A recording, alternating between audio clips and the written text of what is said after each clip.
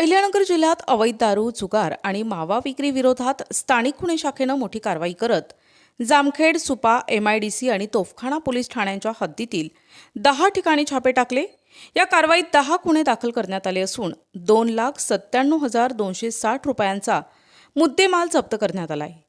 Police अधीक्षक मुमक्का सुदर्शन यांच्या आदेशानुसार स्थानिक गुन्हे शाखेचे पोलीस निरीक्षक संतोष मुटकुळे यांनी 4 विशेष पथके तयार करून जिल्ह्यातील अवैध व्यावसायिकांची माहिती संकलित करण्यासह कारवाईचे नियोजन केले आहे। त्यानुसार 5 ऑगस्ट रोजी विविध ठिकाणी एकाच वेळी छापेमारी करण्यात आली।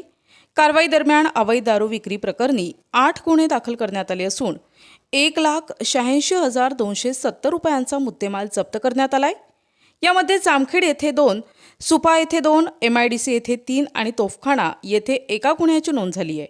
याशिवाय तोफखाना पोलीस ठाण्याच्या हद्दीत सुरू असलेल्या जुगार अड्ड्यावर छापा टाकून एक गुन्हा दाखल करण्यात आला असून 2,290 रुपयांचा मुद्देमाल जप्त करण्यात आला आहे।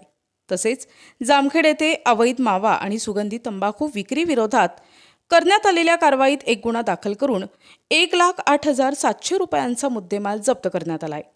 अवैध धंद्यांविरोधातील ही कारवाई पोलीस अधीक्षक मुमक्का सुदर्शन यांच्या मार्गदर्शनाखाली स्थानिक गुन्हे शाखेचे पोलीस निरीक्षक संतोष मुटकुळे यांच्या नेतृत्वाखालील पथकाने केली असून जिल्ह्यात अशा कारवाया पुढेही सुरू राहणार असल्याचे पोलिसांनी स्पष्ट केले आहे।